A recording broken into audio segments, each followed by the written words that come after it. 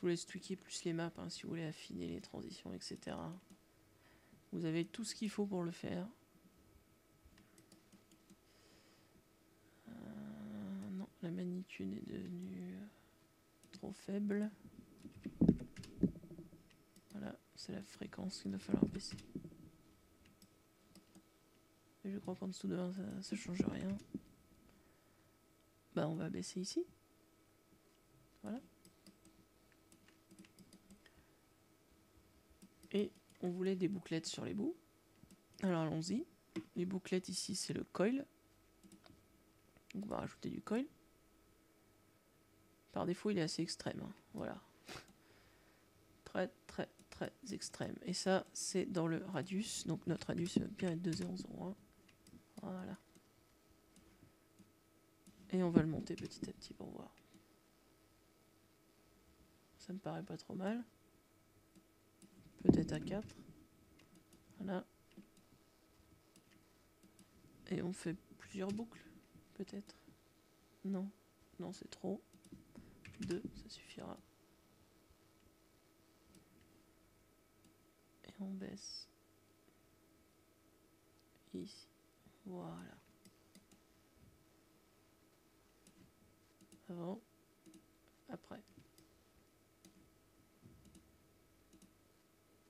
On a ajouté des sortes de mini bouclettes. Donc on a nos mini bouclettes. Et maintenant, la cut map qui ajoute du détail, toujours. Si mince soit-elle. Voilà. Vous pouvez changer l'ordre des modifiers, mais par défaut, je l'ai fait dans l'ordre conseillé par Autodesk. Et donc ici, pareil, vous voyez, ça nous a créé une légère irrégularité. On peut lancer une expression pour gérer la cut map que sur les contours, par exemple.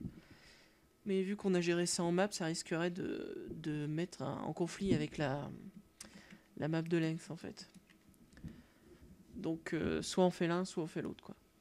Parce qu'on peut mettre la même expression qu'on mettrait dans la cut dans la longueur. C'est pour ça.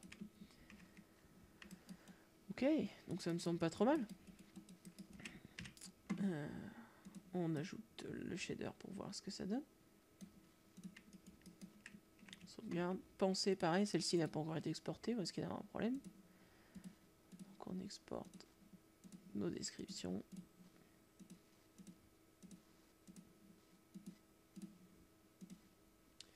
Normalement ça le fait tout seul, mais c'est pour être sûr de pouvoir les retrouver en cas de plantage de votre scène en fait.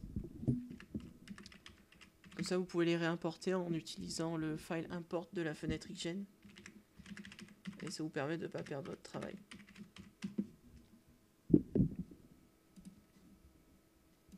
On peut rajouter description. Ok.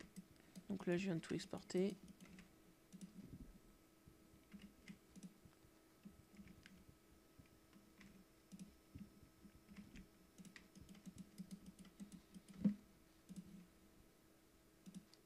Ok.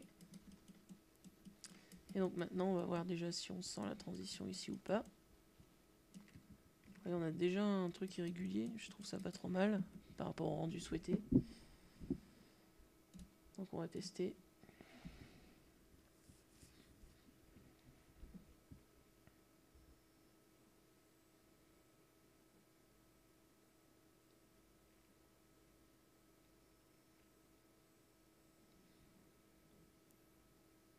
Oui, ça correspond pas trop à ce qu'on avait dans le truc, c'est parce que sur celui-là j'ai oublié de dessiner des polis. Voilà. Encore une fois, hein, ça c'est dû à un bug chez moi, je sais pas si vous en aurez besoin de votre côté, mais si ça correspond pas à ce que vous avez dans le viewport, ça vient de là. Parce qu'au rendu vous devez dessiner des polis. En preview aussi d'ailleurs. Donc là j'ai refait mon rendu.